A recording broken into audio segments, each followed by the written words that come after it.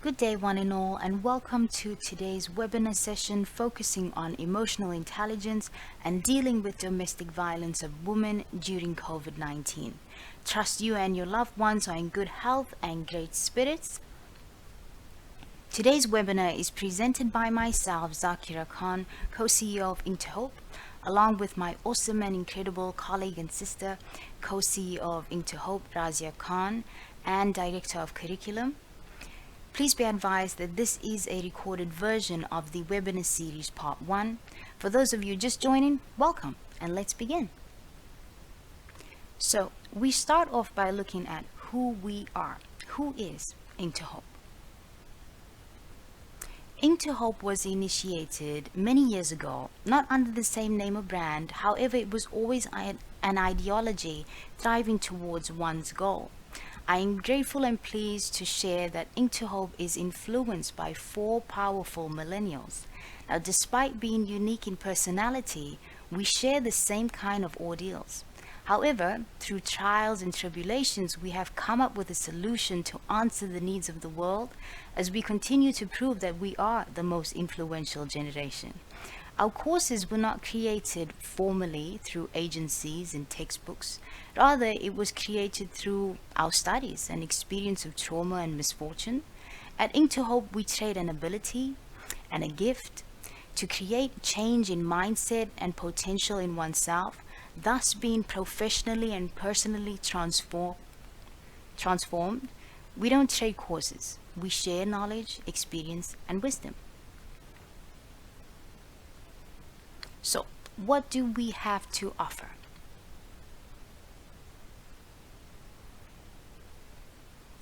We assist with reforming and amplifying individuals at workplaces to make positive choices personally and professionally. Now, when these steps are taken, common ethical issues are minimized, G.B.V, IPV, domestic violence are reduced through awareness and education. Our current successful training courses to combat these challenges are emotional intelligence, and this series covers the following topics. So, the first one up we have is Emotional Intelligence Training for All. This accredited emotional intelligence course is dedicated to educate and train individuals to improve their communication skills, assist in dealing with stresses, diffuse conflicts, and improve better or create relationships. Next up on the list, we have emotional intelligence, which is awareness of IQ versus EQ wielding. In this course, we explore and discuss different factors that contribute to identity crisis, the causes thereof, and the necessary prevention measures and techniques which can be used to ensure that we as individuals are able to make choices for ourselves and, with complete confidence and security. And then we move on to a very important one and a very relevant one, which is Mastery in Suicide Prevention. Now, this tailored course focuses on the origin, the process, and the recollection of memories in potential suicide attempters and victims. We take you through the understanding the mindset and the motives behind suicide attempts. And lastly, moving on to Psyche of a Perpetrator. Now, this tailored and accredited course develops one with the wisdom and awareness in recognizing a victim, a perpetrator, and a contributor. It explores the stagnated mindset of a victim and the perseverant mindset of a perpetrator and contributor. Now, being able to clearly distinguish the distinct characteristics of each, the individual, and it will assist in dealing in the most effective manner with each. We also customize according to the needs of companies and organizations to address the challenges faced within their sphere. So moving on to our second segment, we look at ELT, English Language Training. So, English Language Training. We have had the extreme pleasure of being a part of the TEFL community for 8 years, and through our teaching we have discovered not just positives but negatives as well. The mindsets, specifically the mindsets and the lifestyle of students, especially children. In many countries in the world, children are accustomed to a pandemic-like violence from teachers, parents, peers, and sometimes even strangers. This kind of behavior towards children has increased suicide stats, lack of motivation to learn, dream, persevere. Thus, our creation and inspiration for developing the course of Mastery of Suicide Prevention. Now, teaching English as a foreign language is a way to incorporate cultural exchange and develop cultural awareness through the English language. A beautiful concept. Sadly, this $200 billion global industry is flawed. A TEFL teacher's belief system of teaching English abroad is to pay off student loans, travel, party, no experience, easy money type of job, which is why most teachers run away within the first month, and 8% of teachers leave their teaching positions yearly. Because of the pressure, lack of support, unawareness of how to educate and how to interact with children. So how do we assist with this flaw? Our initiative is to train the trainer with the correct skills and techniques which are adapted to classes by understanding the true mindset and a bond a teacher and a student shares to accomplish prosperous results. We don't teach you the language, we teach you the people. So that is the difference we believe the English language training can make in the world. Now moving on to our next successful collaboration. We have the collaboration between Interhope and Contime MPC. Through the collaboration of education, training, mental wellness, and employment, women have progressed in underprivileged areas. Let's take a look at these 4 initiatives. The first one up is education. Domestic violence, G.B.V, IPV victims turned students have now discovered the causes of their suffering and have become uplifted and empowered enough for themselves and their families through education and training from Contime MPC's educational stream, Contime College. As we move on to training, once victims now train survivors, making the difference they wish to see in the world. These women who were once victims are now trained survivors, and they are making the difference they wish to see in the world. And as we move along to mental wellness and its importance, the Mental Wellness Trauma Life Coach Worker Program is offered with emotional intelligence courses and training to assist companies and institutes further. We have had phenomenal success with this program where employee and employer relationships are improved and women feel safer and more secure in their job positions and their environments. And finally, it brings us to employment. Now this brings us to a new and improved life coach worker being able to assist through mental wellness at workplaces that they join. It has opened up entrepreneurial perspectives in the youth. Our latest, a 19-year-old who has opened up her own successful business, run from her home during the COVID-19 lockdown. She has managed to pay off her own student tuition for this year and the new academic year. And we have also produced internships, new business ventures, and sustainable employment initiatives in underprivileged communities for women and youth in South Africa. So those are our initiatives that we initiate to combat all the pandemics in the world. Now, as we move on, let's view a list of the current challenges that we face. The world is experiencing a pandemic-like change for what is true and what is real. However, most of us have not come to terms with this reality. Now we have the COVID-19, the pandemic of COVID-19 has led to the surface of many challenges. However, most importantly, that of an individual's mindset. Now, the world is run by people. Without holistic individuals, the latest products, particularly services and prestige companies, are but just dominant objects, no longer relevant, no longer productive. When the mind is faced with sudden shock, pain, and fear, past struggles, challenges, and trauma within oneself surfaces, and therefore one's mind becomes unsettled by displaying different kinds of personality and behavior, which would be eventually hazardous towards oneself, others, and especially those residing with us. Now, what kind of personality and behavior changes am I referring to?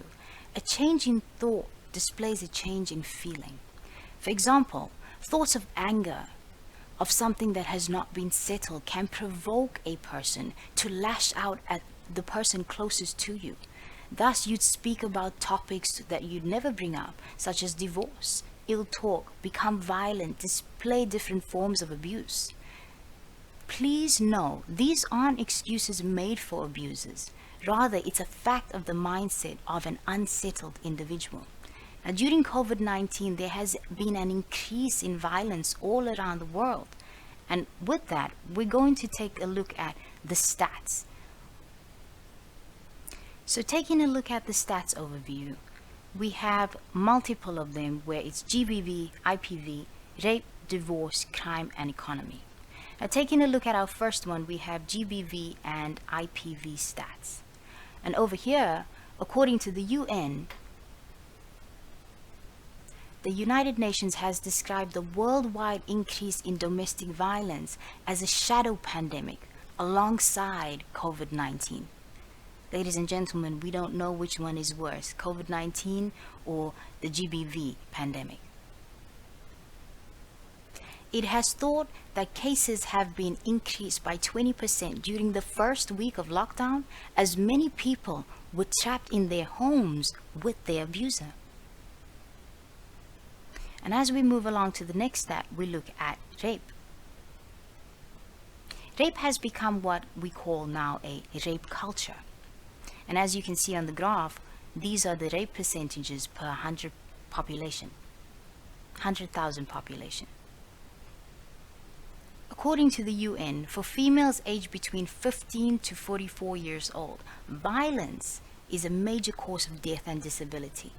Rape and IPV are higher risk factors for women in this age group than cancer, motor vehicle accidents, war, or malaria.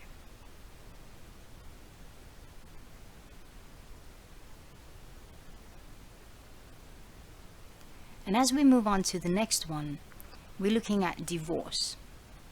Now, divorce has increased worldwide due to the lockdown. A survey in Bangladesh, Dhaka North and South Corporation shows 70% of the applications for divorce are filed by wives, and increased by 34% in the US, where a full 20% of couples sought to divorce, being married for less than 5 months. Shanghai has seen a 75% increase in work case, where divorce procedures take 40 minutes to an hour. And Japan has seen an increase of 280,000 divorce cases. Among other countries include Nepal, Turkey, India, Jordan, to name a few. And as we look at the next stat, we're looking at crime and the increase thereof. Now, the hefty job loss has led to human trafficking, burglary, hijacking, hate crimes, murder, fraud, scam, and the list continues. And as we take a look at our last stat, we're looking at the economy, a very important one. The economy has suffered severely in job loss and unemployment on the rise. Reduced staff time costs companies between 3 to 9%. Now, women who have suffered IPV work 10% fewer work days per year than women who have not been subjected to violence. Now, we believe that if we dealt with all these pandemics, COVID-19 would not have been indeterminately challenging. What are these previous pandemics I'm referring to? Well, let's take a list. G.B.V, gender-based violence, IPV, intimate partner violence, and DV, domestic violence. Not to mention child marriages. Now, child marriages is listed as a pandemic here because child marriages are linked with early childbearing, leading death and injury for many young mothers. Let's view the actual definition of the term pandemic. And viewers, you decide whether these mentioned above fall under the category of pandemic. So as we look at pandemics, a pandemic is defined as an epidemic occurring worldwide or over a very wide area, crossing international boundaries and usually affecting a large number of people. The classical definition includes nothing about population immunity, virology, or disease severity. By this definition, pandemics can be said to occur annually in each of the temperature southern and northern hemispheres. Now, given that seasonal epidemics cross international boundaries and affect a large number of people, however, seasonal epidemics are not considered pandemics. Now, ignoring these pandemics does not mean it will disappear or it won't affect you or your loved ones or the people at your workplace, including yourself. Now, just as staff members and others are working and striving night and day to find an actual virus for COVID-19, we can work together through education toward an antivirus to stop prevalent existing viruses such as G.B.V, IPV, domestic violence, common ethical issues, and more. But how do we achieve this? Well, a holistic mindset is an educated mindset that prepares you to perceive, adapt, persevere, and live. Let's look at the 4 lessons we have up here. Lesson number 1, perceive. Being able to perceive a situation in order to be prepared and in control allows you to reach success faster. Looking at our next lesson, so if you are able to perceive, you can then move on to adapt. Now, one will be able to adapt to a situation when prepared, and then change becomes easy. And once we are able to adapt, we are then able to persevere. Now, from this step onwards, one can persevere with courage today, tomorrow, and always. And with all that said, the last but not least that we really want to do is live. Life won't be perfect, but it will be much, much healthier and a happier place for you to live in. So it is time that we work with these pandemics to eradicate falsehood, fear, injustice. Now, it's not possible, or as we would say, it is not impossible, it's simple. Start by making a choice and ask yourself, what do I want my future to be like? For myself, for my family, for my friends, for my employees, for my country, for my company. Ladies and gentlemen, we now move on to the emotional intelligence, which we believe is the antidote to the global pandemics discussed. Now, taking a look at emotional intelligence, a question we get asked very, very often: what is emotional intelligence? Okay, so the first question we have is, what is emotional intelligence? Now, emotional intelligence, emotional leader, emotional quotient, it's the ability to understand, use, and manage your own emotions in a positive way. It involves the ability to relieve stress, communicate effectively, empathize with others, overcome challenges, and diffuse conflicts. It encompasses social awareness and allows an individual to fully perceive in all aspects and situations. Now, how is it important in combating G.B.V and all pandemics? Now, the roots of violence are deeply embedded in our homes, our society, tapping into complex conditions such as hatred for other religions or types of sexual orientation, gender inequality, poverty, racism, joblessness, hopelessness. The presence of emotional intelligence is not more or less in males or females. It is equal, yet completely dependent on how the individual is willing to use it. As we become more aware of our emotions, manage our emotions, empathize, build social capital in an emotionally stable way, we can reduce violence one person at a time. Now remember, our IQ is something we can always learn. Our EQ goes far beyond. It is something which is part of us. It makes up half of our brain. The only question is, are you willing to use it? So now that we know what emotional intelligence is, let's look at something else. How can emotional intelligence help victims and survivors? Now, there is a major difference between a victim and survivor of abuse. A victim is defined by the harm that has come to them. A survivor is defined by their lives afterward, or the way they live their life afterward.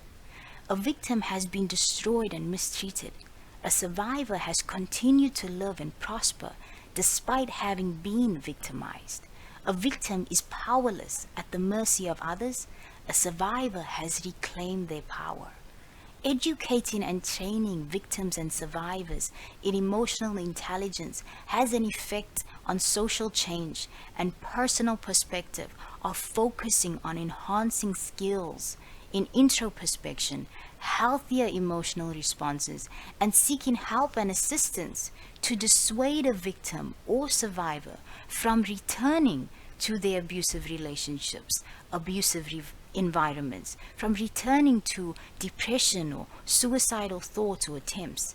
It assists in providing a new perspective of life, a willingness to not only exist, but thrive, not only survive, but truly and expressively live. So as we move on to our next one, we have this one of what role does emotional intelligence play around family and friends and supporters of victims and survivors? In most families, victims of abuse are blamed. They are humiliated, disregarded as human beings, and their situation is ignored. Now, emotional intelligence is a gift to awaken your emotions, to truly see and truly feel for yourself and the world. Emotional intelligence can also help bystanders respond with relevance. So instead of that flight or freeze or flee response, one is able to identify and perceive an unjust situation and deal with it in the most appropriate and just manner possible, without inflicting harm on oneself or others, or without resorting to violence. So the last one we want to take a look at is, what role does emotional intelligence have in the capacity of development within organizations? Well, it's very simple. Goals and objectives can be achieved at a faster pace because staff members will be more capable to diverse planning, organizing, teamwork, and comprehend emotions of themselves and others. And as we move on, we're looking at one of the very important one, which is, why is emotional intelligence important for different sectors and the GDP? Well, let's take a look at a few successful companies and leaders that make use of emotional intelligence for themselves and in training their staff, and you will have a better understanding of the use of emotional intelligence and the impact thereof. Now, all of these companies and leaders have been doing very, very well during the COVID lockdown. So let's start off with Elon Reeve Musk of Tesla Motors, a new generation inventor sending sports cars to Mars. And then we have Jeff Bezos of Amazon. Everybody loves Amazon. We've got Jack Ma of Alibaba, and we've got Ursula Burns of Vion and Uber. Now, Interhope's wish for the near future is to have emotional intelligence offered as a subject at schools, universities, and workplaces. Now, offering emotional intelligence at a working practice age is not always efficient. Our experience when working with adults has taught us that adults always believe when something new is introduced that I'm going to get fired, or oh, they're here to take my position. Sorrowful, isn't it? Now, starting from today, or starting from the very beginning, we will be able to prove better results. How we develop our children at a young age will prove how they will develop holistically. After all, they are our future. Emotional intelligence offered as a subject is a gift for all, today and always. We have promising and holistic individuals that are more in control of themselves, and if and when there are issues that might arise, we'll be able to deal with them. Now, every country in every part of the world is concerned about the economy. And like we briefed on before, the world is run by people. Why not make better choices towards holistic individuals using emotional intelligence? So, ladies and gentlemen, we believe within each of us there is something special and magical which contributes to this majestic world that we live in. We all have a power within us which we wield and influence with. Now, afford yourself the opportunity to actively employ and embrace your emotional intelligence to create a phenomenal impact and balance in your life holistically. At Into Hope, we can only take this initiative so far. However, with your initiative and assistance, you wield the power to take it further. The world needs you to contribute to it. It is for you to decide how you wish to do so. Go ahead, choose your ink, transcribe your hope. Ladies and gentlemen, we thank you for being present in our presentation and webinar today. It is now in your hands. We thank you.